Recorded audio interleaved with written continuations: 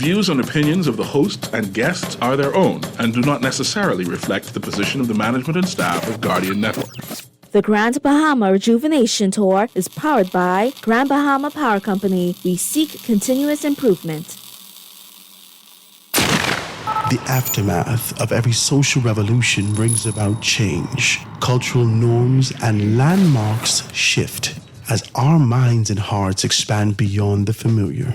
To everything there is a season and a time to every purpose in the land of the living. This is our time to renew, revive, and restore the hope lost to the busyness of life. This is our time to dig again and rebuild from the storms of our past on a solid footing that holds. Welcome to The Foundation. The Foundation. Foundation. The Foundation with Hard Grant is brought to you by Grand Bahama Power, Alive, Bahamas Welding and Fire, Burger King, Caribbean Bottling, Commonwealth Bank, Cornet Bahamas, Grand Bahama News, the Insurance Commission of the Bahamas, Kelly's Home Center, KSR Rent-A-Car, Marco's Pizza, the Ministry of the Environment and Natural Resources, the Ministry for Grand Bahama, Pelican Bay Hotel, Rev Bahamas, Sky Solution, the University of the Bahamas, and Western Air. The Foundation.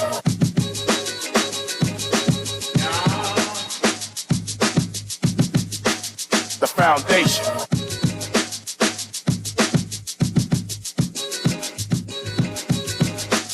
The Foundation.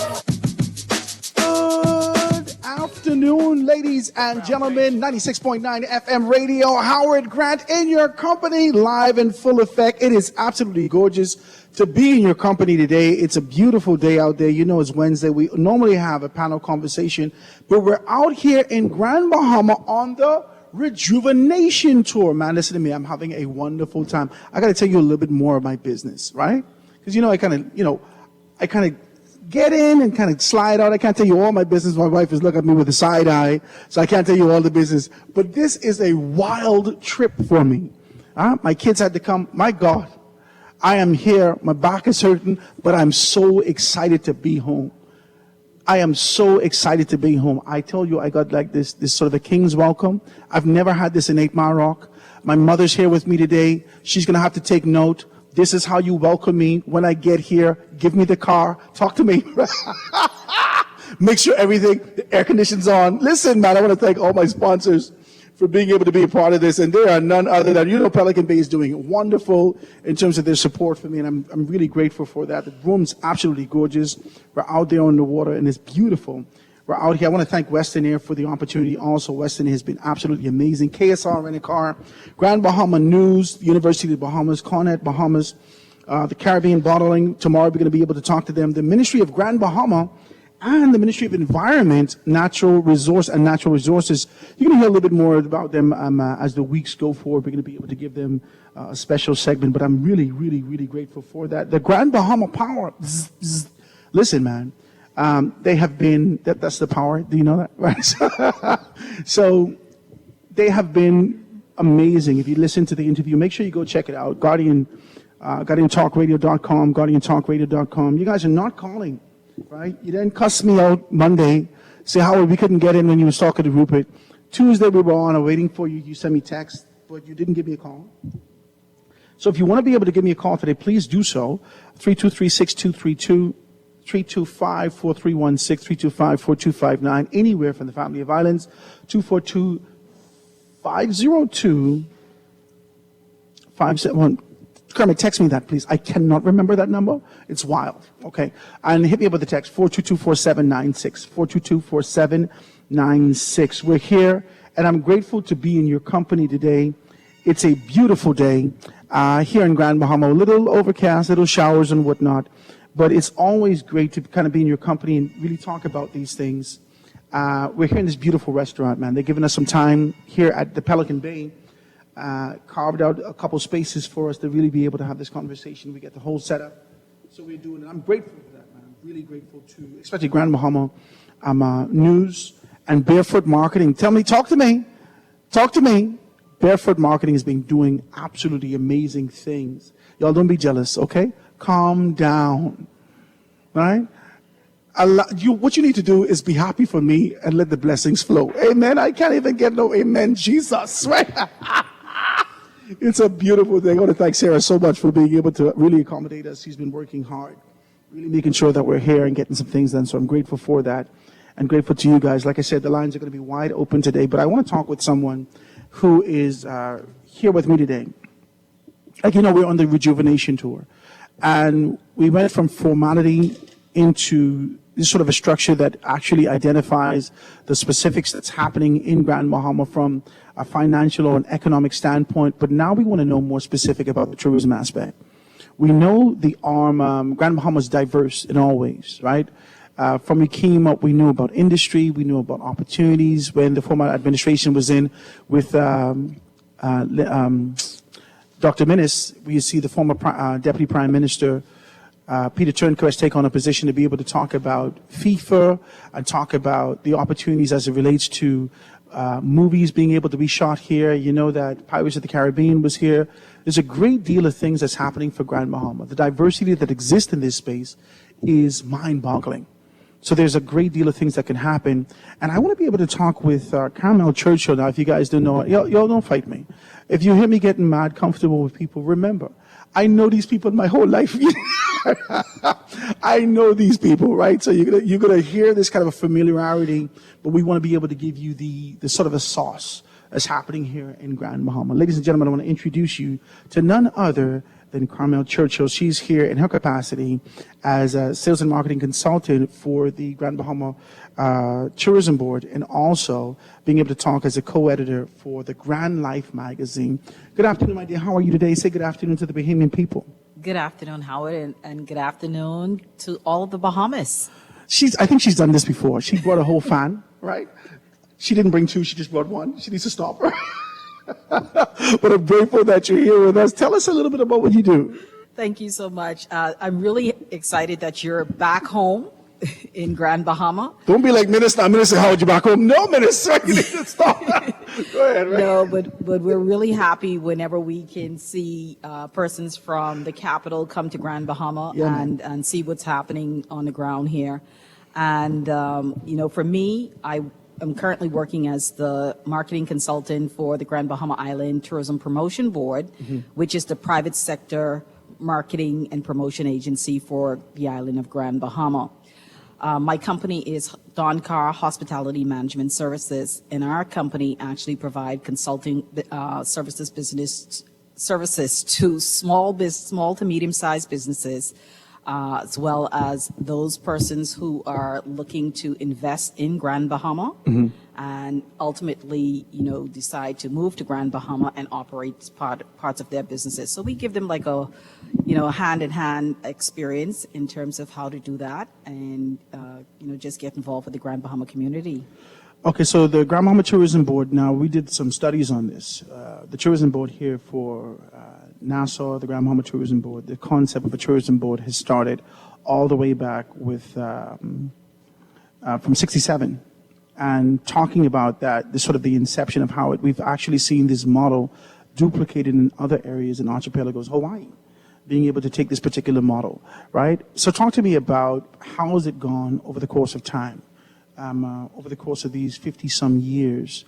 How has the board evolved into sort of the machine that could be able to move in this era and this sort of a time? So, of course, the Grand Bahama Island Promotion Board it's made up of the persons who are stakeholders in the tourism industry on Grand Bahama Island, mainly the hoteliers, general managers or their presidents or executives of those hotels would sit on that board as directors. It actually has a chairman. Currently, today, the acting chairman is Ian Roll from the Grand Bahama Port Authority. And then also, too, it has the board of directors, which will have representatives from 5 of the major hotels here on the island, as well as transportation providers, the attractions, and then, of course, who will fall under allied services. and then also to all of those ancillary services that will provide experiences to the tourists that visit the island. Does it have government interest on the board, or is it independent within the island of Grand Bahama? Actually, the Ministry of Tourism does have a directorship on the board, and so they're present.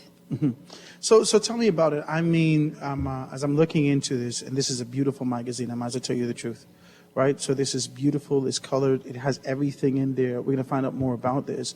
But looking at this, sort of the spectrum of these things, do you believe in this day and age, with the changing of what's happening, with this sort of a concept where, and I don't want to get mad political because I want to be able to really focus on what you guys do at the with the promotion board, but with everything that's evolving around us globally as it relates to this new approach for tourism, the new way of being able to do business, are you still effective in terms of your relationship and being able to lend suggestions for growth in your particular capacity? Well, certainly, Grand Bahama, with its consistent challenges. I like what you did there. Go ahead. As it pertains to tourism or generally any type of investments in Grand Bahama, but I'm going to speak specifically about tourism in Grand Bahama. We have investors that come and go out of the space. We have them participating at various levels. I think one of the greatest attributes of the tourism board is the fact that the allied members that help to make up this organization, they provide the bulk of the products and services that lends itself to the industry. The hotels, if you've been watching hotel developments on Grand Bahama Island, you would see that it has been stagnated for quite a number of years. And then also too, the ones that have been operating, they face the challenges of successive hurricanes and then, the most recent, the global pandemic. And so as they try to survive in this space, you will find that members will come and members will go. Okay? The Lighthouse Point, Grand Lucayan, which is a part of the Grand Lucayan Resort, which was one of the largest members of the Grand Bahama Island Promotion Board, they're only a fraction of themselves today. However, having that product available is, it's still good for the destination.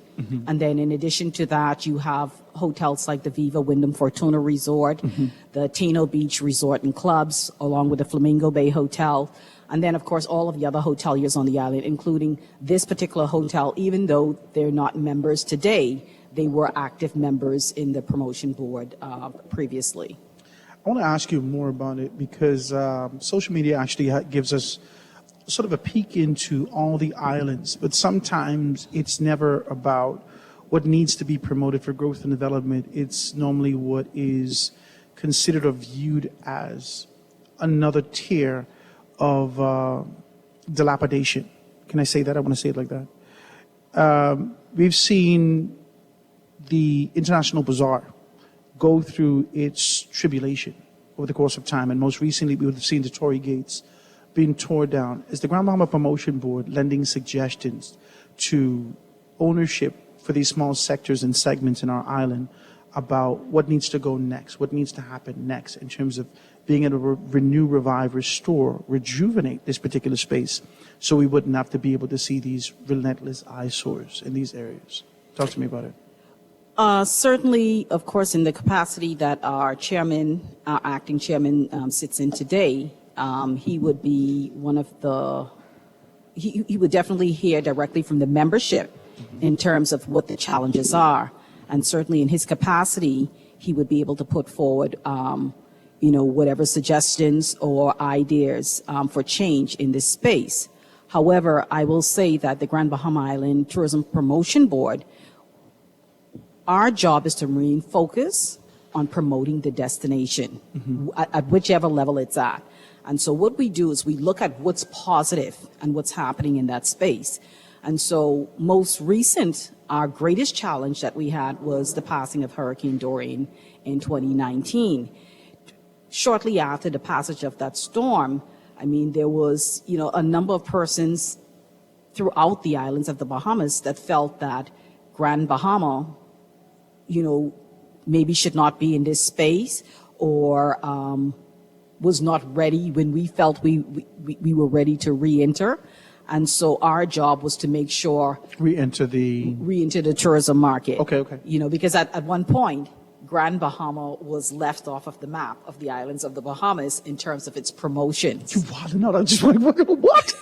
Did they take it? Okay, go. I understand what you're saying. I understand what you're saying. It was a strategy. It was a strategy. Really? And I think it was based on, it was based on the greater good. Okay, when you had islands like Nassau. Is that the road to hell being paved with good intentions? I'm not going to say that. Okay, I'm not going to say that. But what I will say, from the Grand Bahama Island Promotion Board standpoint, we know the product here on Grand Bahama Island. And there were three main things that we needed, three main messages that we needed to communicate to the wider public and the world. And those three things were, one, there was this thought process that we did not have an airport. I mean, if you check with the airport authority, they would be able to tell you that we've had the largest aircrafts that landed at the Grand Bahama International Airport shortly after Dorian had passed. That's the way we were able to receive supplies and goods in order to recover. Yeah. And then, of course, getting it ready for passengers to actually return. And actually, we were able to do that as a destination by December. Okay, and a clear indication of that was the fact that we had Sunwing return in December. Mr. Norris Spain, who organized Tabernacle Baptist basketball tournament. You still the principal? No? I'm not sure. Okay. I'm not sure, but he was able to still organize his basketball tournament to take place on island during that time. And I mean, this was a time when no one else believed in us and believed that we were ready. So first and foremost, we needed to dispel the myth that we did not have an airport. It may not have been the airport that we were accustomed to or wanted. However, it was one that a number of persons worked very hard in making sure that it was operational and it was functional for the passage of visitors into the destination, as well as locals. The second myth we had to work at dispelling was the fact that there were no hotel rooms available on Grand Bahama Island. Well, the thing is, we had Hurricane Matthew in 2016, and after Hurricane Matthew, we lost the operation of what used to be the Memories Hotel with over 500 rooms, and then also to the Breakers Key building of the Grand Lucayan. 600 and some rooms. Well, about 500 and change, okay? But together, this represented just under 1,000 hotel rooms. So we lost that inventory from 2016, okay? And so after the passage of Dorian, we had to really dig in there and say, hey, look, the same inventory we had prior to Dorian was pretty much the same inventory we still had after the passage of Dorian, minus I believe less than 100 rooms, okay? Minus less than 100 rooms, which represented most of the inventory that was east of this island. So it was important for us in communicating our message what the landscape of tourism looked like in Grand Bahama. So just to give you a really brief exercise, you're looking at a map. If anyone has a map of Grand Bahama Island, take a look at the map. Grand Bahama Island is 96 miles long, 17 miles at its widest point. That section that is representative of the widest point is known as Freeport Lucaya, and then we go west all the way to West End. Well, that's the area where the main tourism plant of Grand Bahama sits, okay? And when Dorian came, the flooding did not impact the south side of the island. The flooding was on the north side of the island. So our main tourism plant, most of that, with the exception of the airport, was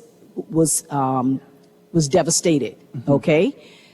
However, Grand Bahama enjoys not only air passengers into the destination, we have Cruise cruise passengers. and stay passengers, which is unique. Yeah. When you compare with other tourism destination, no other tourism destination can boast of the fact that we can have passengers cruise here, get off the cruise, and stay a few nights in the hotel. Okay? So we still had that available to us, okay? But we needed to reassure our partners in the business that we are okay to come and visit.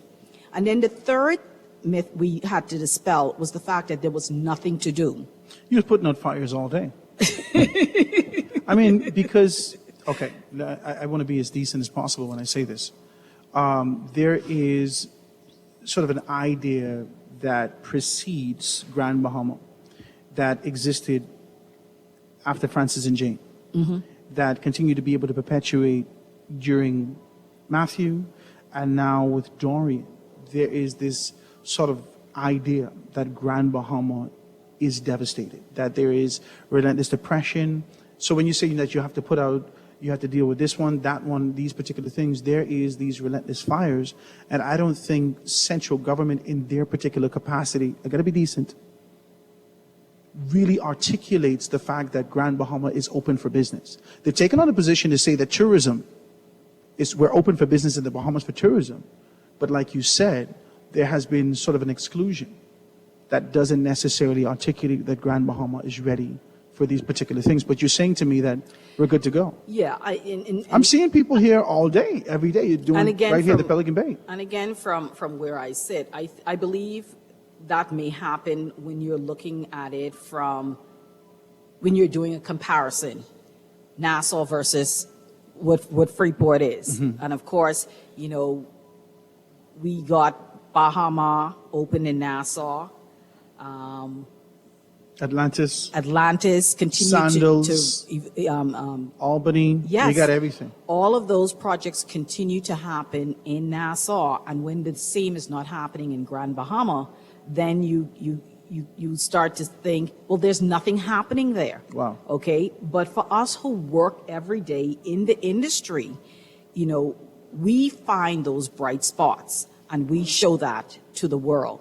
And the thing is, Grand Bahama enjoys almost 50% of our visitors are repeat visitors that come to the destination. So these are people who have chosen us many years ago, Yeah. and return year after year. We meet people every year that gets off that flight from Canada and says, I've been coming here for 30 years. The only year I wasn't here was the year that you had Dorian. Yeah. Yeah.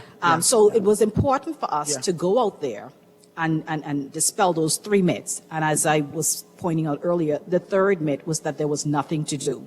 So I love it when someone says, I say, oh, well, why Ain't people nothing to coming do in in? Grand Bahama. Yeah, ain't nothing to do in Freeport, and that's basically what they say. There's nothing to do in Freeport. And I go, well, of course I know better that there's nothing to do in Freeport. Yeah. Freeport. However, we sell the island of Grand Bahama. Yeah. And so if you, again, looking at this map, you can see that we've broken the island into three sections. The western end of Grand Bahama Island is what we call our out island, okay? I mean, you can wake up in Freeport and drive 35 to 40 minutes to the western end of the island and find life as you would find it on any out island in the Bahamas. You say that, and I don't think people know that. I had an opportunity to be able to stay in Mangrove Key, right? If you ever gone to Mangrove Key, there's a bend that you turn in Mangrove Key. Ray, Miss Green, them live, right? I stayed there for a little while. And when I turned the bend, I said, oh my God, this is West End. And it seems like that sort of a island life, that tranquil island life exists throughout the Bahamas. And it's a beautiful thing that you can really be able to capture that here in Grand Bahama. Yes, and I'm going to share something with you and the audience on that, but let me just continue here. And so if you go to the eastern end of the island, we call that our eco wonderland. I mean, for the eastern end of Grand Bahama Island, this is where you find some of our most pristine beaches. Throughout the island of Grand Bahama, we have 44 named beaches. 96 miles long is the island. 60 miles of it is pure white sand beach. You got to let them know again. Okay? 60 miles. 60 miles. And, we have to thank, Not 16 feet. We have- Talk to me. I'm getting people business. I just want to say. Yes. But we have to thank persons like H. Rudy Sawyer, okay, who wrote a book that spells out these 44 named beaches on Grand Bahama Island. And it allows persons to look at that list and go through and check it off. So the visitor, a primary visitor that comes to the island, their desire is to explore our beaches. They could explore a new beach every single day on Grand Bahama Island for a whole month and then some. Okay? Kayaking, fishing. I mean, all of those activities are readily available to the eastern end of the island. And again, all of those activities jumps off from the city of Freeport. Wow. So primarily when our visitors come to the city of Freeport, they're staying in the modern facilities. You know, the great hotel like this property here, the Viva Wyndham Fortuna, the Lighthouse Point at Grand Lucayan, Flamingo Bay, Tino Beach Resort. And then on top of that, when we lost a lot of this hotel inventory on Grand Bahama, we had the vacation rentals and villas. You just wrote it down? The Airbnb is inventory. I got to ask you that. Well, but you got to let me take a break. You got to let me take a break. I'll let you take a break. Let me take a break. Ladies and gentlemen, I know that you're tuned in here. I want to thank you so much. If you want to be able to be a part of the conversation, please, por favor, give me a call. The numbers to call to be able to participate in the call, 323-6232, 325-4316, 325-4259. Hit me up anywhere from the family of islands. Toll-free call, 242-300. I don't know why that slipped my mind. 242-300-5720, or hit me up on the text 422-4796. This is the Foundation with Howard Grant, all the way from Grand Bahama, the Grand Bahama Rejuvenation Tour. We're here having a great time and great conversations. We're going to take this quick commercial break and be right back after this. The foundation. The foundation. The foundation.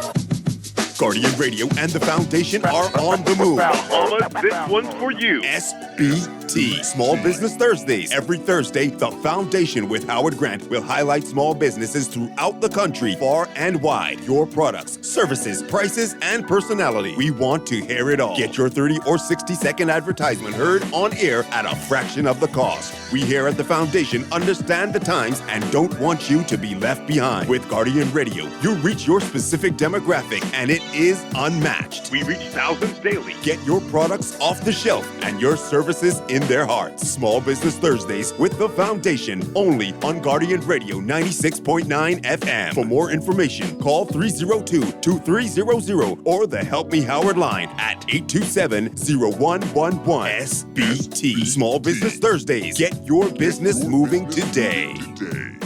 It's time for those window and cabinet upgrades. In stock now are white shaker cabinets, Swiss chocolate, Ovaltine brown, and Hello Milo cabinets. And if you're looking for windows, Conant Bahamas has PVC sliding windows, casement and hurricane sliding impact windows. Conant Bahamas on Queens Highway. Enhance your home in ways that beautify and last. Open Monday through Friday, 8 a.m. to 6 p.m. and Saturdays, 8 a.m. to 5 p.m. Almost there. Sarge, that's you. Well, who else? Tell the truth. I thought a beige walrus was dying on the sidewalk. I'm preparing for my 4x100 meter debut. More like 1 by 1, because the other 99 killing you. Funny. The Bahamas games come in July 7th to July 15th, and Grand Bahama gotta win this. Well, you know that. Email info@thebahamasgames.org or call 322-1029 for more information. Which island is gonna win? Foundation. Foundation. The foundation. The foundation. We are back, ladies and gentlemen. 96.9 FM radio. Howard Grant in your company. The Foundation, all the way from Grand Bahama, Pelican Bay, in this beautiful setting.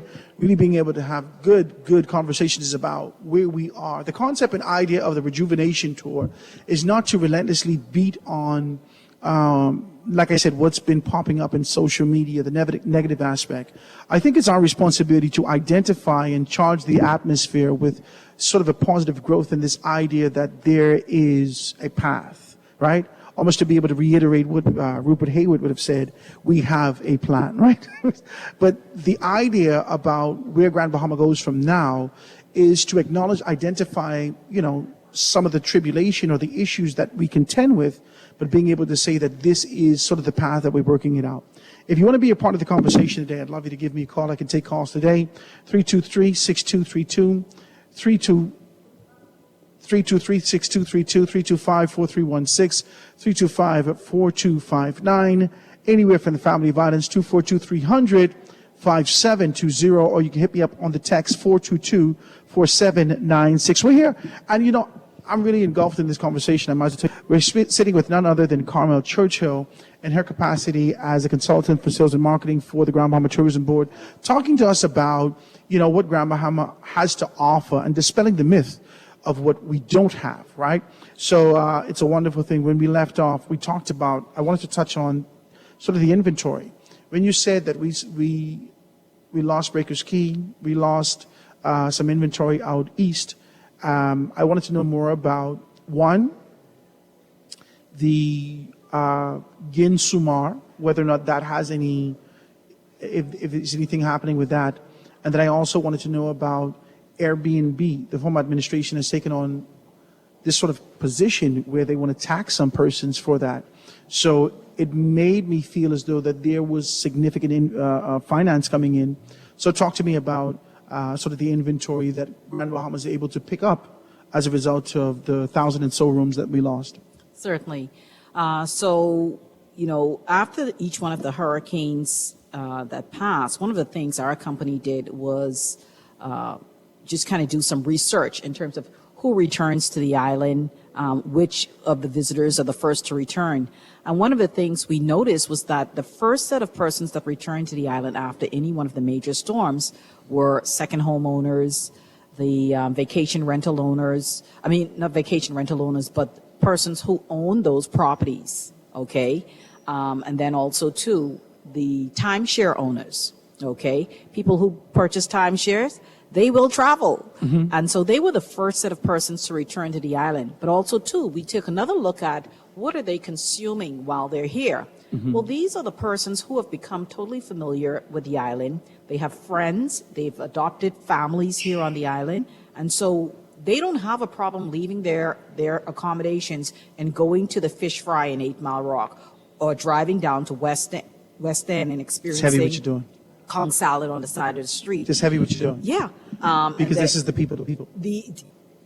Okay. And this is what this is? People to people. It's never stopped. It never stopped. Okay, talk to me. And the thing is, this is people to people that happens organically. Okay. These are not persons who came to the island with the intentions of participating in a people to people experience. I'm glad you say that, because I just want to be able, because I got to go back to where you say you wanted to see what they consume. So you had to do your own exit poll.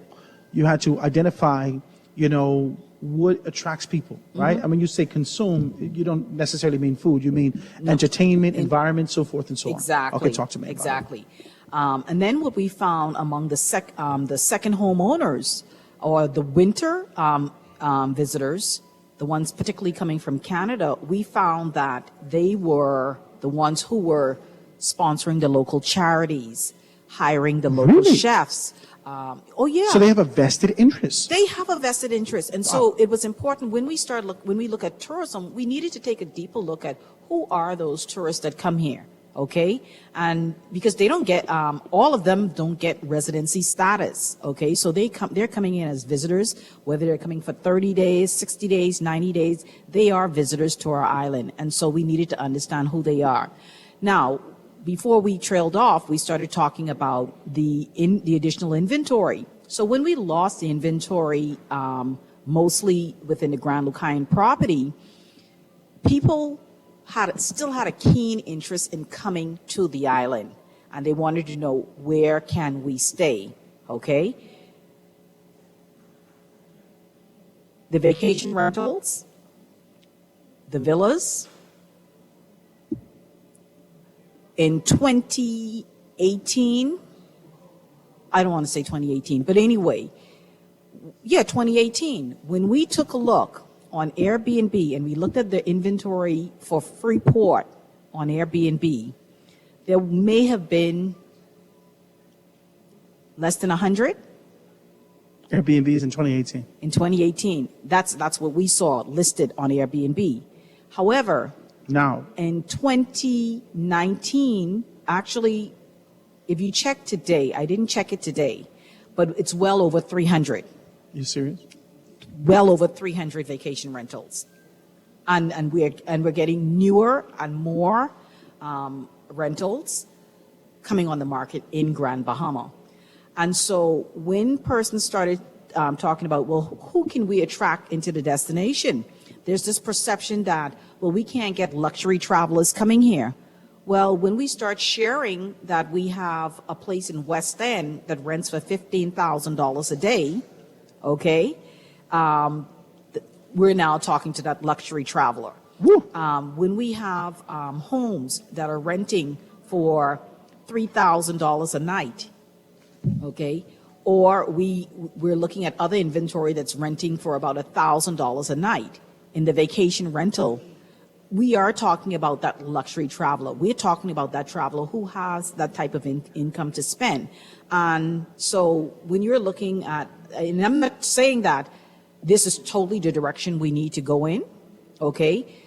We believe in our hotel properties and the product. However, at this particular time where there's a deficiency, the vacation rentals is filling that space in terms of bringing visitors to the destination. How do they do it without being able to go to an independent space, without being able to type in Airbnb?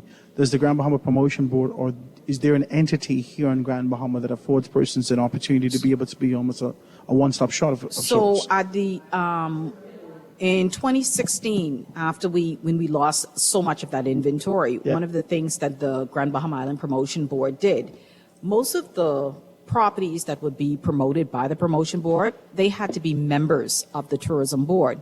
However, we needed this inventory desperately to make the destination attractive. So what the tourism board did was decided to promote every single accommodation type that was available on the island. Wow. Okay. And so when persons ask, well, what is the inventory today? Currently today, we have 1,499 available rooms that's licensed by hotel licensing on Grand Bahama Island. And then you add to that all of the vacation rentals. Okay, so this is separate and apart. This is separate and apart from so it'd be $1,499 plus the $300. Plus the 300. 300 plus. Correct. Okay, cool. Okay. Okay. So we needed to market that. If you go on grandbahamavacations.com as a traveler, you get on that website, there's a landing page there that points to a tab there that points to where to stay. Once you click on that tab, it will give you a listing of all of the available hotel rooms and accommodations that are available on the island. In addition to that, we do have a little listing there for villas and vacation rental. And we know that there is, and the reason why we're able to share or point people in that direction, we've had persons in managerial positions who've been in the major hotels here on the island who've now left the hotel industry and gone into that space. So we know that they have the professional experience and the know-how and how to operate from a hotel. Is this entrepreneurialism or is this? Entrepreneur. Oh my God. Okay. And so they are operating at a standard that is on par with hotel rooms and what people come to expect within a hotel property. Is it safe to say that in the midst of this tribulation, those that are resilient here on the island, that hasn't allowed the environment to be weighty on them, they've found themselves in a more productive space to be able to move towards positivity? Is it safe to say that despite all that has happened, there are people here in Grand Bahama who are still making it happen? Absolutely. Absolutely. You here? I'm here. Talk to me. I'm here. She got her hands wide. Touchdown. Okay. Touchdown. I'm here. And again, as I said earlier, it's similar to the airport. It may not be what we want, but it's what we have and what we're going to make the best of. Okay. Now, when we talk about the Airbnbs, because the promotion board, the way the promotion board is funded in order to conduct the promotional activities on behalf of the destination, it comes from the hotel taxes. Okay? So we have all the hoteliers, not all, but the major hotels on the island that are contributing to the promotion board's marketing budget. Okay? So the taxes, a portion of the taxes that are collected is turned over to the promotion board, and the promotion board uses that in order to carry out promotional activities for the destination. I mean, for instance, coming up this Sunday, the promotion board will be on the road with the Bahamas Ministry of Tourism, who has afforded them the opportunity to come and represent the destination in their initiatives that they put on for promoting the Bahamas.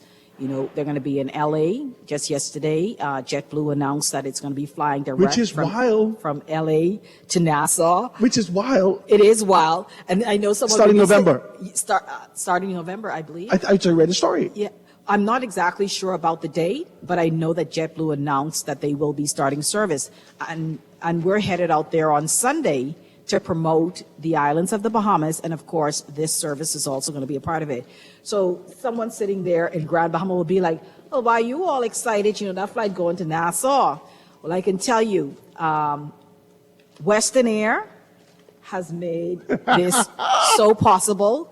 Bahamas Air has made this so possible because when persons now leave LA, they can decide that they can have a two-center vacation experience. They can visit Nassau, and they can also visit Grand Bahama Island. And that's the message that we're going to be toting when we get out there in LA this coming week. So just like this same mission that's coming up, the Grand Bahama Island Promotion Board works in partnership with the Bahamas Ministry of Tourism, Investments, and Aviation with promoting the island of Grand Bahama. And so we've been on the road every year, almost 2-3 times a month, promoting the islands of the island of Grand Bahama along with them to ensure that we get our fair share. We can certainly be doing a lot better because when we look at overall occupancies here on the island, I mean, we're not surpassing 50% at this time. So there is inventory still there to be consumed. The vacation rentals may have shifted some of that business. But the thing is, if you find someone who's staying in a vacation rental right now, they're looking for a very different experience. I want to do this. You hit 3 key points of myths that you have to dispel at the top of the conversation. Give me 3 key things that you believe that can be done hard and fast to shift not only the perception, but be able to see the occupancy kind of rise from the 50% that you're talking about into seeing this sort of a movement here on the island of Grand Bahama. So today, in today's environment, a lot of the advertising and promotion efforts have shifted to a pay-for-play environment. And so with Grand Bahama not having sufficient dollars generated in tourism in order for us to extract that portion of the tax to pay for those types of initiatives, we're lagging behind tremendously, especially when we compare to being compared to the other islands in the Bahamas that are performing that much better. Are there any alternatives that you could be able to look at internally? We know that there is a significant responsibility from the Grand Bahama Port Authority to ensure that there are some things done.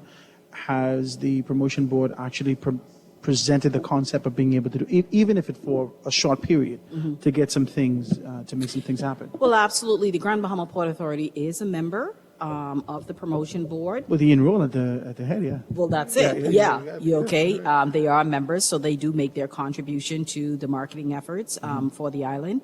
In addition to that, I mean, again, not every hotel on the island is contributing to that marketing spend. And so we need all hands on deck approach. Yeah, I want to ask you about that also, because you got 2 more to hit me with. Yeah. But I want to ask you, all how do we hands get on that? deck approach. How do we get that? What needs to be done? What needs to be done is persons need to be open to collaboration, a lot more collaboration. And again, the promotion board, while it is a membership organization, persons have to be able to come to the table and make not only their vocal contribution, but they also need to be making a financial contribution. Yeah, put your money where your mouth is. Okay. Yeah, that's essentially what you're saying. Well, it's a pay-for-play environment because the thing is, for instance, before Hurricane Dorian took place, the Grand Bahama Island Promotion Board took out ad campaigns, promotional campaigns with Expedia. Okay, every single time we do a promotion with Expedia, minimum spend is $50,000. Minimum. I was going to say 100. Minimum spend is $50,000, and that's not even. We've asked them to stretch it out on various occasions. However, $50,000 spent with Expedia is a drop in the bucket. It's not enough. Because their demographics goes beyond the 350 some million in America. Correct. So they still have more. So we need to have significant dollars put behind promoting the destination.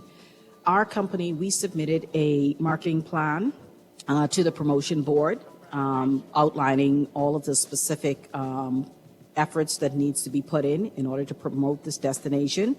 Because we've been out of the space for so long, in our major markets where we should have been. You mean Grand Bahama? Grand Bahama Island. In our major markets, participating at the level in which we needed to be participating at. We've been out of it for so long. We need to get in there and have a saturated campaign specifically for Grand Bahama. Sound more than $50,000. That's right. As a matter of We need fact, some money for that. It's about $3.4 million. $3.4 million is what is needed, and we feel like. Can you guarantee any investors, angel investors, persons who want to be able to participate, persons who are listening in, saying, listen, I like what Howard's doing with the Rejuvenation Tour. How can I participate? Well, again, remember now, I'm the marketing consultant for the promotion board. We can certainly put those ideas forward. However, the board has the plan, and the board itself would need to go out and seek the necessary funding in order to get us to where we need to be. Wow. Okay, so we're talking about $3.4 million, and we recommended that we make that type of spend for 3 years consistently in order to get Grand Bahama back to where it needs to be. And with that, not only do we improve the occupancies in our hotel, we also improve the overall investments that comes into the destination. Okay. Well, ladies and gentlemen, I'm getting some information. We got to take a commercial break. So we're in here. I'm really engulfed in this conversation. I love it. I love to hear about these particular things because, if I'm going to be honest, I've been out of the loop for a while myself. So it's good to kind of get not only a refresher, but sort of the play-by-play of what to expect as we move forward. I'm going to take a quick commercial break and get right back. The Rejuvenation Tour with Howard Grant right here on Guardian Radio 96.9. Quick commercial break and be right back after this. Foundation. Foundation. With over 25 years in business, nothing says commitment to our people, culture, and service like Rev. And this year is no different. We will continue to elevate your home experience for you to create and share memories for years to come, while keeping you connected to the people and things you love most. Our pledge to provide quality service each year remains true. Rev is made for you. It's the season of travel, and we're ready to take you there. Western Air offers daily jet flights between Nassau and some of your favorite island destinations, like Bimini, Andros, Exuma, Cat Island, Abaco, and Grand Bahama. Or if you need to hop stateside, find out what all the hype is about and try Western Air's daily jet flight services to Fort Lauderdale. Remember, all tickets are open, no change fees, no cancellation fees, and the first check bag is free. Visit www.westernairbahamas.com. Western Air will take you there. Wednesdays just got a whole lot better. Introducing Whopper Wednesdays at Burger King Nassau. Get a flame-grilled Whopper for only $5.50, including VAT. Yes, you heard that right. This Wednesday, you can indulge in the classic flame-grilled Whopper you love, made your way for only $5.50. Stop by your favorite Burger King Nassau location this Wednesday and enjoy a Whopper for only $5.50. Burger King Nassau, where taste is king. To the world, he is your dad, but to you, he is the world. Shower your dad with love with a gift from Kelly's House and Home's Father's Day sale, Friday, June 9th through Saturday, June 17th. Save 20% off selected tool sets, luggage, and fishing, diving, and camping gear, except on net items. Shop at Kelly's House and Home on Saturday, June 8th, and if you are standing on the lucky spot, you could win a gift basket for Dad. Visit our Facebook page for more information. Shop Kelly's House and Home's Father's Day sale, June 9th through 17th. Happy Father's Day from Kelly's House and Home. Almost there. Sarge, that's you. Well, who else? Tell the truth. I thought a beige walrus was dying on the sidewalk. I'm preparing for my 4x100 meter debut. More like 1 by 1, because the other 99 killing you. Funny, the Bahamas games come in July 7th to July 15th, and Grand Bahama gotta win this. Well, you know that. Email info@thebahamasgames.org or call 322-1029 for more information. Which island is gonna win? With over 25 years in business, nothing says commitment to our people, culture, and service like Rev. And this year is no different. We will continue to elevate your home experience for you to create and share memories for years to come, while keeping you connected to the people and things you love most. Our pledge to provide quality service each year remains true. Rev is made for you. This is Guardian Radio 96.9 FM, Nassau, Bahamas. Grand Bahama Rejuvenation Tour is powered by Grand Bahama Power Company. We seek continuous improvement.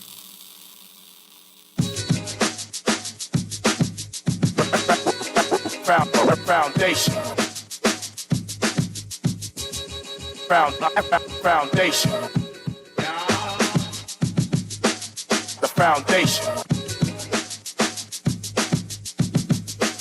The foundation. We are back, ladies and gentlemen. 96.9 FM radio. Howard Grant in your company. The foundation, all the way from Grand Bahama on the Rejuvenation Tour, really being able to identify not so much about the tribulation that exists. I think we've had our feel of that. Talk to me, we're stuffed. It's now talking about where do we go from this particular point. And when we left on break, we were talking with none other than Carmel Churchill about where we are and, where the country is, where the island is rather, and how some things are going to be able to move forward. So I wanted to be able to kind of wrap up. I wanted to kind of give her that opportunity to wrap up and talk about where do we go from here. Carmel, I'll give you the mic. Yes. Thank you so much again. And again, thanks for this opportunity to be able to talk about Grand Bahama Island and tourism. In my wrap up, what I'd like to start off by saying is, to thank those who have stepped up and really fended for Grand Bahama Island. I think we've seen some collaborations take place. We need to see a lot more of it happen. And when I say collaborations that have taken place, we love the fact that we have a minister for Grand Bahama in the person of Honorable Ginger Moxie. Okay, we love that.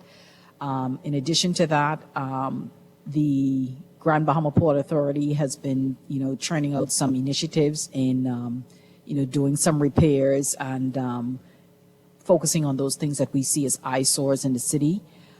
Can more be done? Absolutely. And I think for most of the Grand Bahamians, that's what we want to see. And then also, too, in tourism, the Minister of Tourism, the Honorable Chester Cooper. And the reason why I'm calling these persons out is because I've personally interacted with them and I've seen what they're doing for the destination. The Honorable Chester Cooper has slept in Grand Bahama Island in more than any other minister of tourism other than Obi Wilchcombe, who lived here. And also, Grant. Nico Grant. Nico Grant, Yeah. who lived here as well. But what I want to say is that his most recent, activities here in Grand Bahama allowed him to see what the destination has to offer. And so when he's out there on the road promoting the islands of the Bahamas, he can do so about Grand Bahama confidently that we're able to deliver at a certain level. Do we need to do more work in that area? Absolutely. And I think that's what they're doing now with the most recent announcement of the new airport being built. The fact that we just moved, obviously we have an airport and we have demand coming into the destination because we needed to move the domestic part of the airport, domestic activities of flying into Grand Bahama into its own terminal. So they're now back in their own terminal for domestic. And then, of course, we have the international section available. Folks, I am not lauding and saying that this is a perfect airport scenario, but I can certainly say when you compare our airport facilities here in Grand Bahama today with the rest of the Family Islands outside of Nassau, Grand Bahama is on top, okay, in terms of its facilities. All right. And so when persons start saying, well, that's why Delta is not flying here. Well, last time I checked, Delta was flying into Eleuthera. Check the airport in Eleuthera, okay, and then come back. All right. And I know it's for other reasons why they're flying in there. But what I'm saying is that we all need to start speaking more confidently and positively about Grand Bahama Island, because we don't have the luxury of making negative comments about the destination, and it resonates here locally. You post it on Facebook, the world sees it. You post it on Instagram, the world sees it. I think there should be a second tier to a campaign, an internal campaign that says we're responsible for our language and disposition and how we speak about our environment. I think a lot of persons kind of move towards this concept in media. We call it, like, if it bleeds, it leads. It's very important that we identify the positive beaming light aspects of our community and kind of put that information out to the world. Yes. It's easier to kind of gravitate to the negative, but it's important that we highlight the positive. And this is one of the reasons why the Grand Bahama Island Promotion Board communication and all of its messages is focused on speaking about the positives and the strengths of Grand Bahama Island. So I just want to say, in wrapping up, is that the Grand Bahama Island Promotion Board and its members will continue to promote that positive message about the destination, and behind the scenes continue to advocate government for those changes that we need to see and policies in place in order to advance our tourism on Grand Bahama Island. Ladies and gentlemen, that's none other than Carmel Churchill telling us all about what the Grand Bahama Promotion Board is doing and dispelling those myths and ideas that existed, and really being able to speak positively about where we are and where we're going here in Grand Bahama right now. I'm grateful for this, man. I'm always grateful. One of the things that she highlighted is what people consume. And in the magazine, she talked about how the eco wonderland existed in the western and the eastern aspect of the island, right? East Grand Bahama, an eco wonderland. She's talking about those things. Right now with me is an old friend. Talk to me, right? I know him for a long time, right? And we did some business together. He did some business for me some time ago. And he's sitting in the capacity for Bahamas National Trust as Director of Parks, none other than Ellsworth Ware. Mr. Ware, good afternoon. Say good afternoon to the people, the Bahamian people. Good afternoon. Good afternoon, everyone. Howard, I'd like to thank you for this opportunity. He's a decent man. He's a decent man. I appreciate you being able to come here. Tell me a little about what you do in your particular capacity as Director of Parks for BNT. Okay, so I recently moved into this role, actually in January, and my responsibility now entails, I'm responsible. You've been attached to BNT for a while, though. Yeah, I started in 2012. Yes, okay. Right, No. I remember this. Watch me. Because I just started my political thing. Yes. Okay, you remember? I remember. Okay, good. Okay, Yeah, Okay, go ahead, go ahead. Yeah, but I'm so as Director of Parks, I'm responsible for 32 parks across the country in regards to the parks division. So we have a science division, we have an educational across the country. Country? Right. I was thinking that this is just tight right here for Grand Bahama. I was previously the Grand Bahama Parks So manager. since January, you were responsible for the parks across the country. Right. The parks division. So we have various divisions. This is crazy. Did they give you a helicopter? No. We're going to advocate for one for you. It's duty free. You should get one. Well, please advocate for me. But yeah, so basically the Parks Department, we deal with everything from enforcement, maintenance, improvements of the parks, anything to do with, communications within The park, some of the parks have private islands within them, so we have to communicate with the owners. So, and anything along those lines. We also have an education department, a science department, a development department, and then a finance department. So what are some of the things that the BNT actually focuses on? Beyond under your capacity as director of parks, what are some of the things that you guys focus on? Because as Carmel was actually talking about, she spoke to the fact that during an exit poll, they try to figure out what people consume. Do you see tourists coming out to the things? Talk to me about it. Oh, yeah, definitely. Well, let me tell you what the vision for the Bahamas National Trust is. Okay. It's a comprehensive network of effectively managed national parks and protected areas. So 32 parks in the country, 3 of those are on Grand Bahama. So we have Lucayan National Park, the Rand Nature Center, which is the headquarters, and then Peterson Key, which is a small key, the only key off the southern shore of the island. Okay, so I can say that for Lucayan National Park right now, we seem to be back at pre-COVID numbers in terms of visitors, possibly even doing a little better. For bird watching, for... Well, the main draw, and I have to thank the Ministry of Tourism and the Grand Bahama Island Tourism Board, Carmel and her team, they really promote Lucayan National Park. The main reason that visitors come to the park is Gold Rock Beach. Gold Rock Beach. Right. They love the beach. Carmel talked about this. She Yes. talked about this kind of a 60-mile of pristine sand. Talk to me. Gold Rock Beach is one of them. It's known for what's called the welcome mat. And Carmel, they This push, is heavy they what push you this did there, hard. the welcome mat. Oh, yeah. I like it. That is... This the sand we talking about? Yes, this is the I like sand it. we're Okay, talking let's about. go. Yeah, when it's low tide and that water recedes out, you're left with all of these sand ripples and sandbars and stuff like that. And if the sun is hitting it at the right angle, all you see is gold. Just when you come and do your proposal. Amen? Right. So all y'all who ready to get to come now, if the fella can get to Gold Rock Beach, you know it's a proposal time, right? Right. So that's probably the number one beach on the island. It's heavily marketed. But Lucayan National Park also has underwater caves that lead into one of the longest charted cave systems in the world. Okay. There's also Gold Rock Creek, which is the last fully intact creek system on the southern shore of the island, which stretches for almost 2 miles. So that's a great place for people to go kayaking. All right. And then there's the history of the park. The Lucayan Indians have remains buried out there. And then, pieces of pottery and ancient artifacts have been found. So There's a all lot these going are on. wrapped up in sort of the tour. Right. my goodness. All of this would be explained to you. You won't see the remains, but they're there. There's also every vegetative zone that you would find in the Bahamas is at Lucayan National Park. That's the only park like that.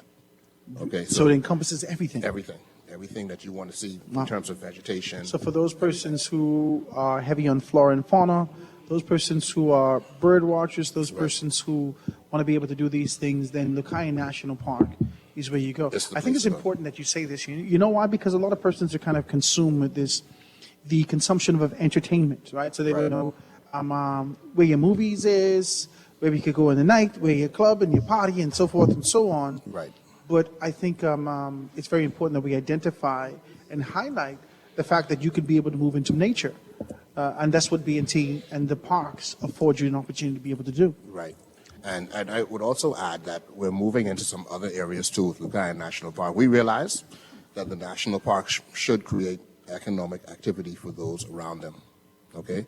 So we're focusing on, creating opportunities for persons, especially from East Grand Bahama, to come out and operate, concessionaire type businesses. We want to encourage that, and we realize that that's a very important aspect of what the park should offer. Well, I want to talk to you about, I'm going to get in your business for 2 seconds, if you allow me. When we first met, we were doing business. Right. Right? Right. You helped me out with a business plan. Right. You helped me in these particular areas working for a particular company. Right. How in the world did you get at the national park from doing business? Talk to me about it. I always liked nature. Yeah. An opportunity came about. I jumped on it, actually. Okay, take care, Carmel. I jumped on it, and I was afforded the opportunity to become a park warden. And, I just kind of stuck with I it. always wanted to know how But- the transition. Well, let me tell you, though, but, I have a bachelor's degree in business. Mhm. That still helps me out. because at the end of the day, we're running businesses here. And we also, from time to time, apply for grant funding. Okay? So that background, So you know the proper structure, the this or that. yes, that background that I have has helped me to work with our grants department in applying for some grants and also managing the grant funding. I want to get in your business a projects. little bit more. Okay. Is there a sense of fulfillment in what you do now? Definitely. I would definitely say That's so. heavy. I need to know that because a lot of people are wrapped up in sort of the day-to-day mundane routine of survival and existence. Right. And for me to be able to, because I'm looking, right? Right. For me to be able to see you move and deviate from what you've done to where you are, this had to have been purpose and there must be fulfillment. So you're telling me that there's significant fulfillment in what you're Definitely. doing. Just I the could see it, man. fact- You're beaming. Well, thank you. Just the fact that, we know. Oh, that's your wife that cooking. Talk to me. Well, it's that too. You need to stop. It's that. It's I see really what you that. did there. It's really that. It's really that. She listening to you right now. You wouldn't need tonight. Yeah, but just the fact that, the type of work that we do, we know that this is important work. These islands that we have, our resources, they're very fragile.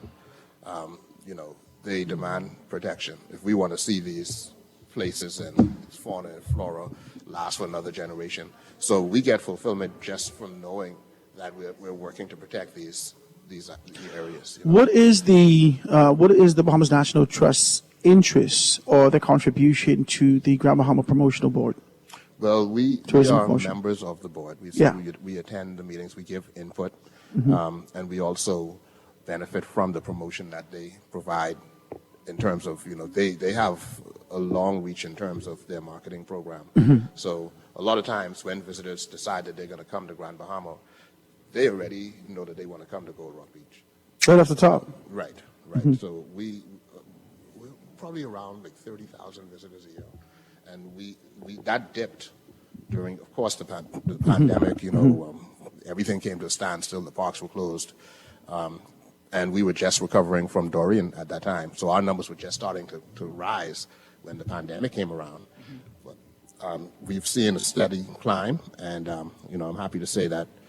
We're getting back to busy good there. numbers now? We're getting. Is there an exit poll? I really should have asked Carmel. Is there an exit poll that you give to all guests to find out? Well, she actually did say it. Yeah. What are you guys consuming? Right. So we have worked with the University of the Bahamas to conduct exit polls. Some of their students came up and surveyed mostly the passengers coming off of the cruise ships, but there were some other passengers or visitors that were surveyed as well. One of the main things that came about as a result of those surveys is the need for a restaurant or some type of food facility at the park. Also, persons want to be able to shower when they come off the beach, because right now we don't have running water at Lucaya National Park. So but we're you don't working on have. that. I think I did one of the parks Okay. before, and I think that there was someone out there at the entrance of the park with Right. their cars selling. Yes, so that's Mrs. Rita Roberts. Okay. Right, she's from Yeah, this is High out Rock. east. Right. Okay. So she's still there. She's still there. Okay. And then we also have now a gentleman on the beach renting beach chairs and umbrellas. This is another thing that came about as a result of the exit surveys. People were looking for shade. So we have an even bigger plan as well in terms of creating some kind of structure out there where persons will be able to get shelter. But nothing invasive. Definitely being able to work with the natural, Yes. mangrove and everything that's Right. out there. We want Okay, to good. leave the footprint as small as possible. Okay, good. And like I mentioned earlier, in doing so, we want to provide an area where persons can relax. The gentleman on the beach, his name is CJ, he'd be able to store his items properly, and then we may be able to offer some other services out there as well. Is there a timeline that you want to be able to do these things in, or it is you phased it out? It's phased out. So yeah. we recently constructed a gift shop and a welcome center. Really? And the welcome center will be something that when people come to the park, just like when you visit a park in the United States, you go into the welcome center, you look at the interpretive information, whether it's a video, you look at posters, you learn about the park, and this is before you venture out onto the trails. So you have a good idea of what you're getting into when you visit the park, and you know the rules and regulations. So we're looking to open that up in conjunction with the 50th anniversary celebrations this year. Really? Yeah, Quick the start. building is already finished. So we're in the process, we're working with our education and development departments to outfit it properly.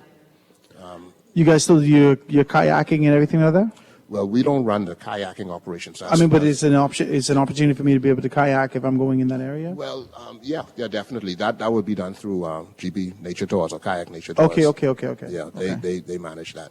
But eventually, like I was saying, we want to be able to have kayaks on the beach, power Really? boats, non-motorized water sports. To give people some options in terms of getting out on the water. There's also we want to get into some snorkeling as well. We have coral nurseries out there. So there is this sort of an idea to expand to meet people where they are. I think people still want a little taste of the entertainment that they're used to, but still being able to be in an environment that's pristine, Right. that is sort of a gorgeous environment that you can soak in, right? So I want to commend the BNT for being able to take on this mammoth task, right? Do you think that it could be able to shift the course of what you guys are doing going forward? Oh yeah, definitely. Yeah? We provided some time ago our representative for the area with a job justification document that showed Lukai National Park can sustain about 21 positions. Half of those would be concessionaires, the other half could be full-time staff. That just shows you the potential that the park has. Right now, we have 2 park wardens working up there. Okay, so it just shows you there's still a lot that can be done. The potential is great, and we're taking, every day we're trying to fulfill our goals to offer more and improve the park. Mhm. Okay. I want to commend you, man. I want to thank you. I'm glad to see you. I can say that, and I want to thank you for being able to move into this particular area and make some things. Is your guest advertising internationally? Yes, that's what the promotion board was indicating with Carmel. There's a text that's coming through. Okay. I want to thank you, my brother. I really want to thank you for taking on this kind of a position and really pursuing passion and pursuing purpose. I think it's important that these things happen. I think there has been significant conversations about the blue and green economy and what needs to happen in those areas.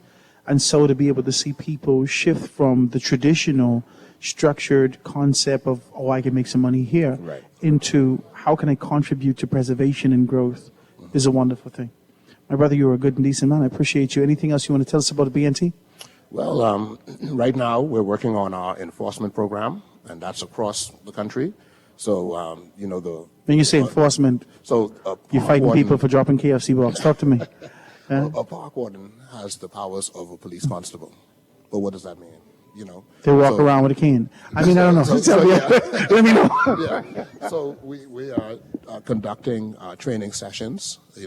We have a training session coming up with the police at the Police Training College in Nassau, Yeah. where we're getting the wardens properly trained to understand what the laws, the rules and regulations, and the bylaws are, and how to interpret them, and how to communicate them to persons.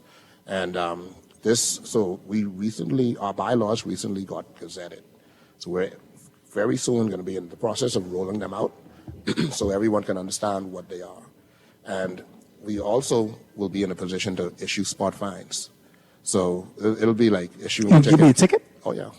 You get a citation For whatever infraction has been broken. my God. Okay? But this is going to help us out. So we especially- can't have a little tent, a little cozy fire, nothing like that. Well, I'll say this, in, for example, the Zuma Land and Sea Park, that's the most visited park out of all. Lukai National Park is second behind that park. All right, but we have persons coming down there, mainly visitors, sometimes who will do a little fishing here and there, and that's a complete no-take. So we need to be able to have the teeth to properly enforce these areas. And in a remote area like that, it's oftentimes hard to get the police right away to come in and do anything. So the wardens need to be able to do this on their own, so to speak. And that will be translated across the board. Like here, we're getting ready, of course, for the Carnival cruise port to be constructed. That'll be right smack dab in the middle of between Peterson Key and Lukai National Park. So we will also need to have a strong presence at that time on those Coming waters. off the boat, they go in there right away. Right. So we're getting ourselves in a position where we will have that presence, and we will also be able to properly enforce the rules out there. You know. Well, it's wonderful. I'm glad to hear that you guys are doing some great stuff out there. I just let them know the Miranda rights ain't come you lock up. Just let them know that, right? Of course. I'm sure the Of police course. call Trinity College and let you go. But it's a wonderful thing to see you, ladies and gentlemen. That's my very good friend Ellsworth Ware, being able to tell us from his capacity as director for parks throughout the country. Right. Congratulations on your Thank you. promotion, my I brother. appreciate you. It's a big to do. Yes. All right. Throughout the entire country, telling us about what the B&T is going to be doing, what they're doing here in Grand Bahama, and what you can expect for them moving forward. I want to thank you again and thank all those persons who are participating and really being able to acknowledge something. Sometimes we get so consumed into the entertainment that exists, into the click of a button, the click of a switch, and not understanding that it is our responsibility to participate in what exists from a natural standpoint. Thank you, my brother. Ladies and gentlemen, let me take this quick commercial break. Howard Grant, the foundation, all the way from Grand Bahama, the Grand Bahama Rejuvenation Tour. When we get back, we're going to be talking to Miss Patricia and Lorenzo all about what's happening here from a straw vendor's perspective. It's always entertaining and always informative when we do that. The Rejuvenation Tour from Grand Bahama. We're going to take this quick commercial break on the foundation and be right back after this. Foundation. The foundation. Jubilee. Top class culture, red carpet couture. Get ready to enjoy the best in Bahamian fashion. It's Jubilee. An evening of culture and couture fashion show. Friday, June 9th at the Atlantis Paradise Island Resort under the patronage of Dame Marguerite Pindling. Jubilee. Doors open at 7 p.m. For tickets and details, visit celebrate-bahamas.com. Celebrate Bahamas on Facebook. Call 604-1020 or email independencebahamas@gmail.com. Tickets also available at Suncash. Tired of banks forcing you to use technology to bank the way they want you to? Your convenience is important. So no matter what your banking needs, Commonwealth Bank's friendly staff are always available in branch for that personal one-on-one service. But when you choose technology, our online and mobile banking app offers you state-of-the-art functionality. The choice is yours. Commonwealth Bank. Bank the way you want. The Grand Bahama News is available every Tuesday in the Nassau Guardian. Buy your local paper at Freeport Convenience Stores, Western Bakery, De Gregory's Fine Foods, and Bellevue Gifts. Want to reach your Grand Bahama customers? Then call Barefoot Marketing at 827-4578 or message them for ad rates via their Facebook page. Advertising opportunities now include classified ads too. Keep up with all the latest Grand Bahama news in the Nassau Guardian newspaper every Tuesday. Looking for that perfect gift this Father's Day? Look no further.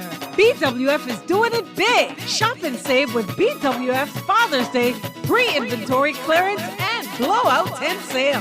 Red hot savings up to 40% off. Deals, deals, and more deals. Everything must go under the tent. Friday, June 9th and Saturday, June 10th from 8 a.m. until 5 p.m. Red hot savings on generators, compressors, pressure washers, vacuum pumps, power tools, automotive supplies, lawn and garden supplies, barbecue grills, kitchen and outdoor cooking supplies, household supplies, and a whole lot more. BWF. We're more than just our name. Located number 13 Wilton Street. Call 394-000-4-6. Check us out on Facebook. We also ship to the Family Islands. Foundation. Foundation. The foundation. The foundation. We are back, ladies and gentlemen. 96.9 FM radio. Howard Grant in your company. The foundation in this beautiful day, sort of on the tail end here. It's Wednesday, it's hump day. So we're going to be able to move towards the weekend. And I'm grateful for this opportunity. Now, we're going to take this next segment and talk about some things. Before I do that, I got to be absolutely decent and really be able to thank KSR Rent-A-Car for everything that they've been doing for me and being able to provide me such great transportation here on the island of Grand Bahama. Let's read this for you. So it's a journey of 1,000 miles begins with a single step. towards KSR Rent-A-Car. Our friendly staff is eager to assist in getting you into a modern, reliable vehicle at great rates. Makes and models that range from economy size to 12-seaters, tailor-made for the adventures that await. KSR Rent-A-Car, number 18 Queens Highway, Freeport, Grand Bahama, online and social media at ksrrentacar.com, or give them a call at 242-351-5737 or 954-703-5819. Your Grand Bahama adventures start with KSR Rent-A-Car. But listen, it is important that I say that, and I'm glad how KSR kind of tailored and structured that, because it's truly an adventure here. Don't mind the kind of smoke in the market about what's happening in Grand Bahama. There are some great things that's happening here. That's why we're having a rejuvenation tour to make some things happen. Well, we're here, ladies and gentlemen, to hear about, often this is a conversation that people overlook, but I feel like it's a necessary one to be able to identify and talk about really what's happening on the ground. From that particular perspective, one of the oldest industries or opportunities from an occupational standpoint in this country sits before me as it relates to opportunities to be able to get right into entrepreneurialism, right into tourism, the tourism market, and that's none other than the straw vendors. I'm sitting with Ms. Patricia and none other than Lorenzo, being able to sit before me. Introduce yourselves to the country. Let you go first. Good evening. This is Patricia from Port Lucaya Marketplace. How you doing, Ms. Patricia? All is well? I'm fine, and you? She's looking beautiful. She got all the lipstick on today. You thought we was getting on TV. You need to stop. Right? Go on, let's. She put it on in the car. She got I see her getting all dollop. She got the dollop. I have the double look. I have the double look. I say, Jesus Christ. I say, Miss PJ, you is something else now. Lorenzo, introduce yourself to the country. My name is Lorenzo McKenzie. I'm a straw vendor. I love the hospitality industry, been in it for 52 years.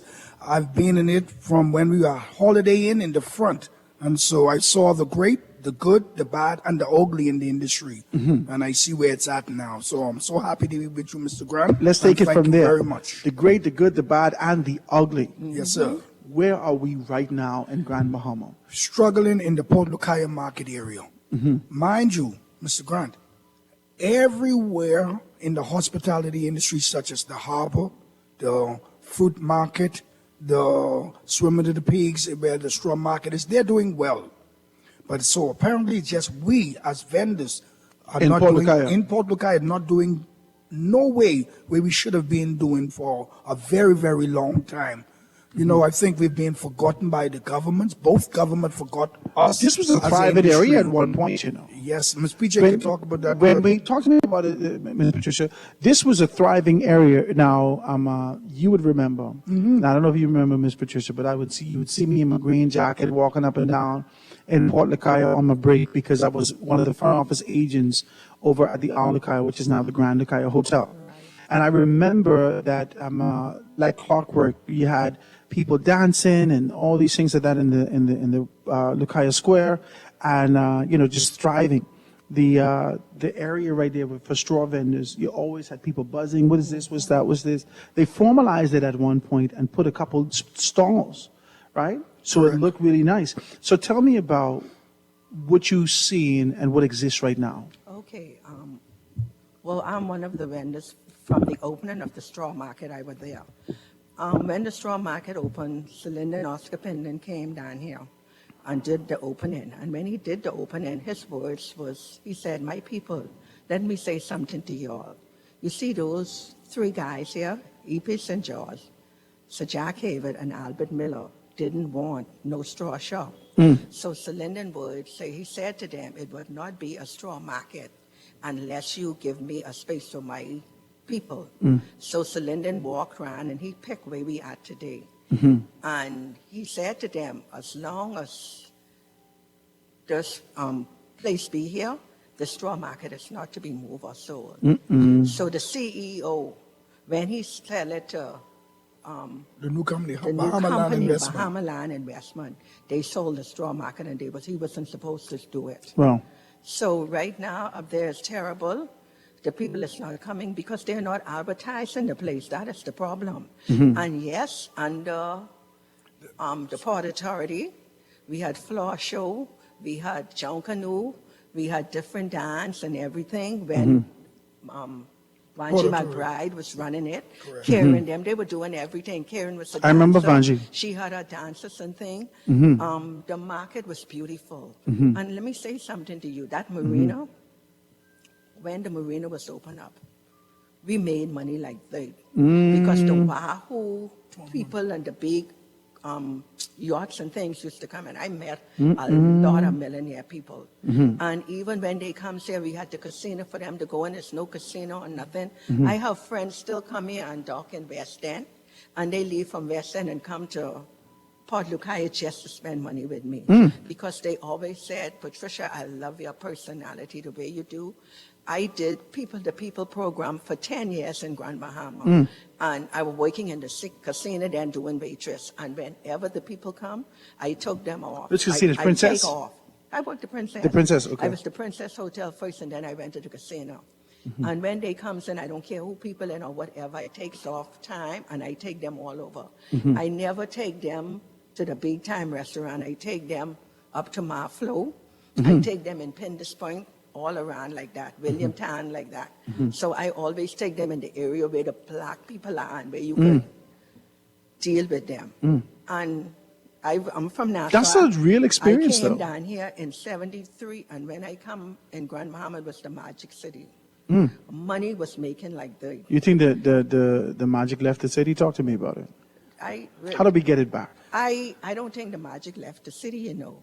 It's because of the hotels after the hurricane went down, the casino went down, so the big high rollers and things couldn't come in no more. And after they closed the road by the hotel, by the casino and thing, all of that was a problem.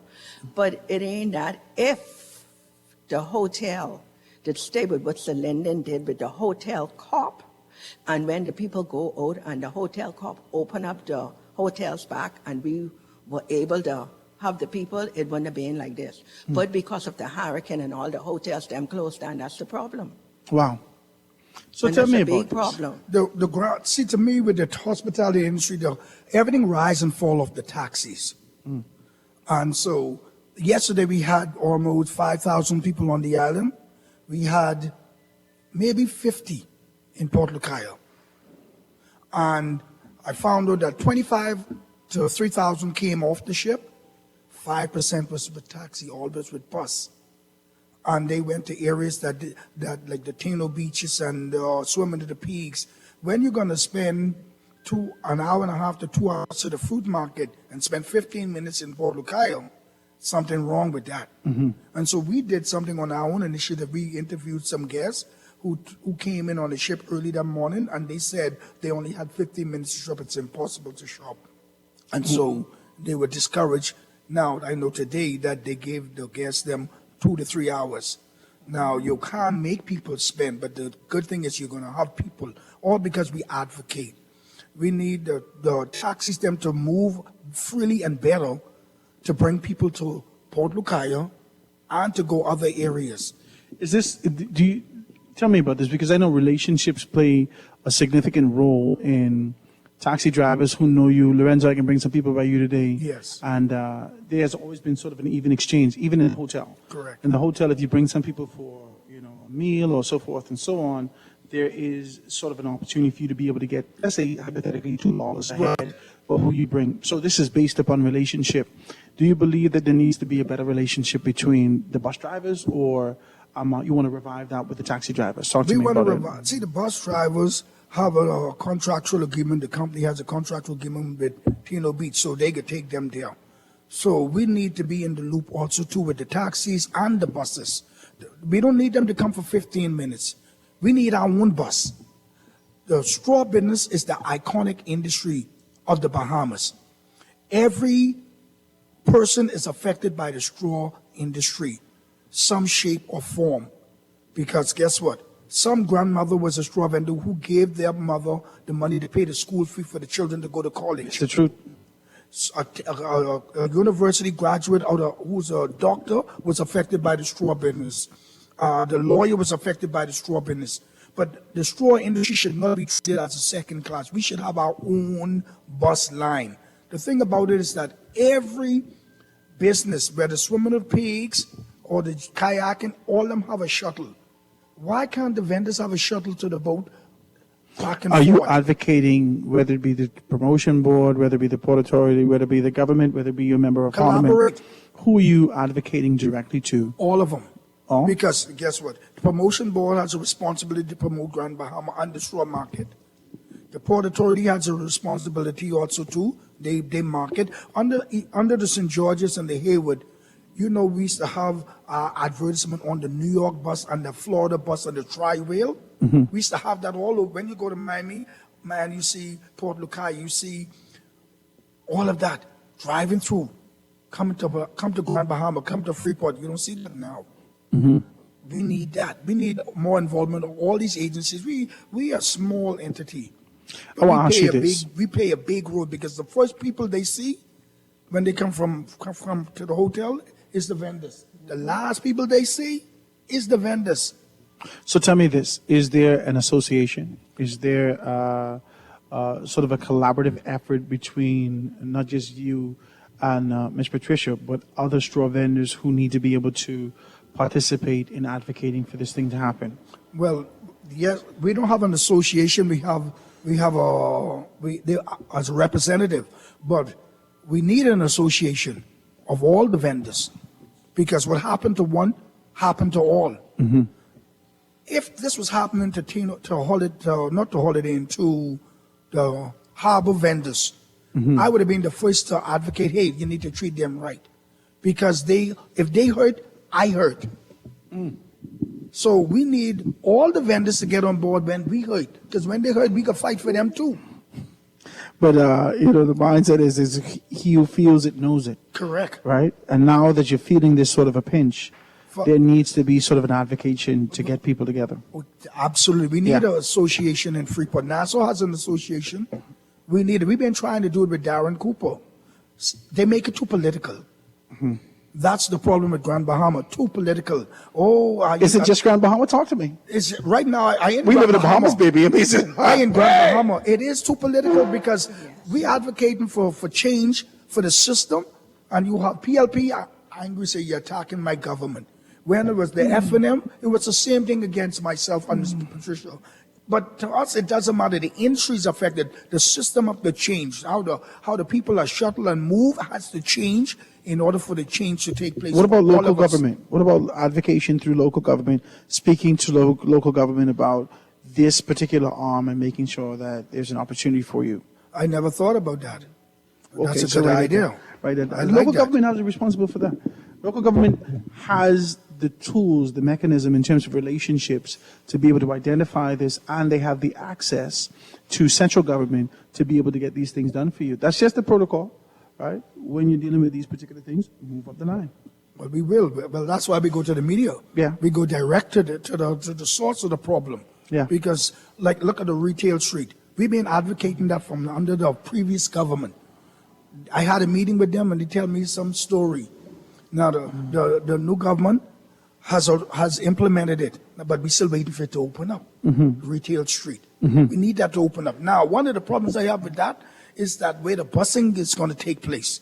And now that I have the platform to talk about it, and I will, Mm-hmm. you have other markets. We need buses to come that area also too, Mhm. so that the people can know that. And where's there's other Retail markets. Street? Is that the street Retail between Street. the Treasure Key, Treasure The Cove? hotel. Hotel? Yes, sir. Okay. And so they're going to park the bus on this market, but next to Pelican Bay. But what about the other markets? How are they going to know that we're there? Because tourists are funny. They follow instruction.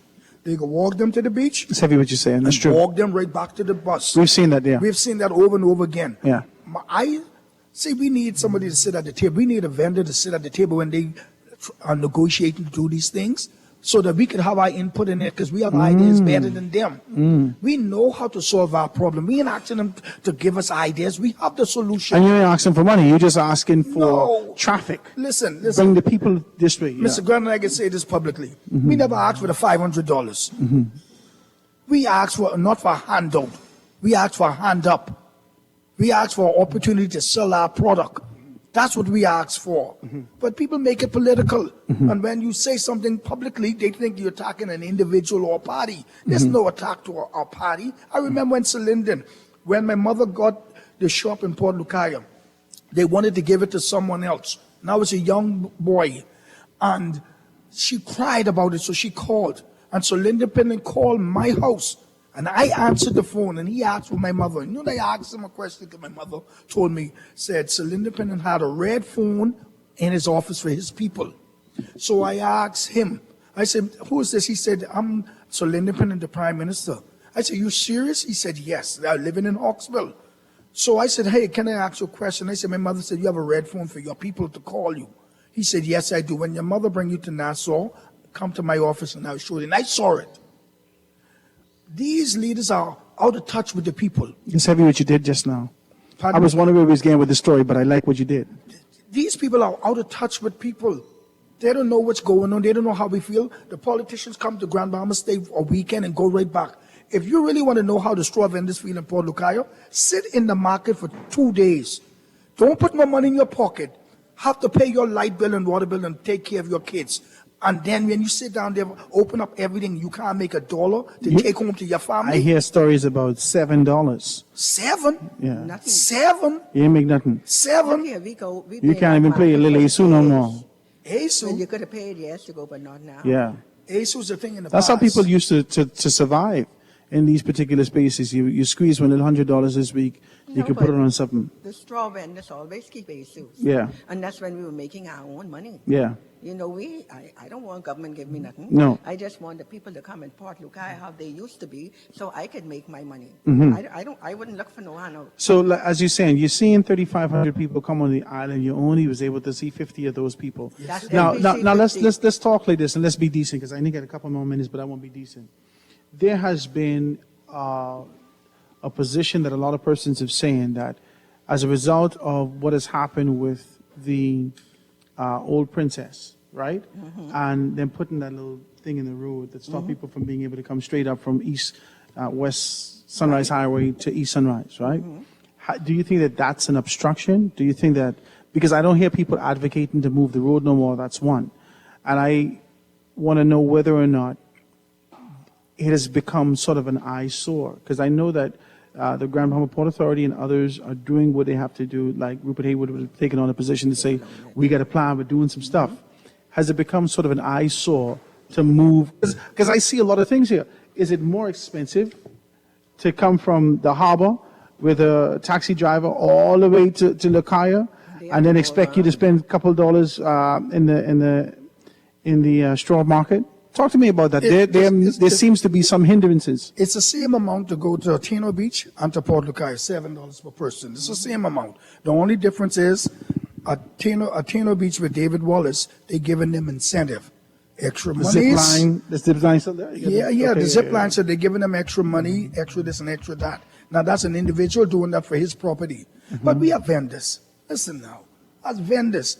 How much vendors are there in Port Lucaya with In you? the Port Lucaya is 108. Straw vendors? 48 on our side, and then we have the other side. Yeah, and that's in 48. So what side you on? You on the northern side right there? Yeah, we're on the first Northwestern original side. Okay, Yes. okay. That's how much it is. And then we have the middle building. 48 still right now? 100 and something. And we fighting, you know what it is to have 3 guests come up there in the market and everyone trying to sell that one guest something. You know how agitating that is? They get scared. Yeah. Oh, if they get. You're trying to kill me with what are you black people doing? You're right. When it was the Port Authority, we thrive, like Ms. PJ say. We thrive. And the question that I read in The Guardian about the government wants to get the Port Authority, well, look up in this point, look at 8 Mile Rock, look at the government buildings on the outer island, and I go to them. If they can't keep those up and running, how do you think they can keep Freeport up and You running? get heavy today. I didn't expect. Listen, ladies and gentlemen, No, I come this is the with rejuvenation tour. All right, I didn't know it was going to little piece of indecency slipping there. No, my children heighten. My grandchildren heighten. I got 11 grandchildren. I got to take care of them. I love my grandchildren. You know, one of my grandbabies, Amira, birthday tomorrow. What can I give her? And I make one sale today. Wilds, I gotta hear this. Wilds, these fellas, them eating caviar and living good. Come, let me. Two meat. Okay. I don't know if caviar and that. It's two meat for sure. Okay, they eating good. They eating good. Wilds, we trying to warm noodles. I want to know this. I want to ask you this, because you're in the Lucaya area, right? Now you're in either between East Grand Bahama and Central and West Grand Bahama. So you got your member of parliament. You got two members of parliament. You got Iram. Hold on, we got 5. Hold on. No, we remember them. We remember in your immediate area. Yeah, we have them, but we don't see them. So Iram Lewis, who was doing something on the last dispensation right there in the front of the princess, cleaning up the people place, doing all these things, which I said, oh, this is wild. And now you also have Kwesi Thompson. We don't see them. Oh, listen, can I be truthful? I don't see none. Well, how you can see them if the first thing you lead with is a story about a red phone from Pepe? I ain't gonna see none of them no more because I didn't talk to them. And they the first story you would tell me is about a red phone from. Yeah, no, I don't want to see them. No, Grant, I don't want to see them no more. What we are. Okay, I like I'm that. a PLP. Oh my God! I'm not changing that for nobody. I like this. I am a PLP. I like this. I'm a Penland woman. Wow. And I would not put on my government for anybody. But the principle are, it is what it is. We need a betterment for us. And all I want, my Prime Minister, Philip Brave Davis, to work with Rupert. Because he is a good person and he has some good ideas. Rupert Hayward. And let me say something to you. After the hurricane, or when he was off the island, and when he came in Port Lucaya, and he asked the people how we doing or whatever. Who's this, Rupert Hayward? Yes. Oh my God, he send money to every market. And let me tell you something. He comes in there every month, and he come there and buy things. He bring his children, and he buy things. He have the heart for the Bahamian people, and he are a Bahamian. He born in Nassau. Can I throw something there? 1 minute, just when I finish this. Yeah, hold on. Granddaddy, them. You. Let us Patricia go. Granddaddy been here for over 70 years. Yeah. And his daughter, he bring his daughter up there the other day. She just loved to come around us. And you know what he said to her? He said, you want to go to school away? She said, no, I'm a Bahamian and I'm staying right here. Right? Oh my God. Ain't nobody get no time to play. Ain't nobody sugarcoating nothing. I feel within myself, even if the Prime Minister them want to buy a share in the Port Authority, Rupert ain't going no place. And he gonna stay there.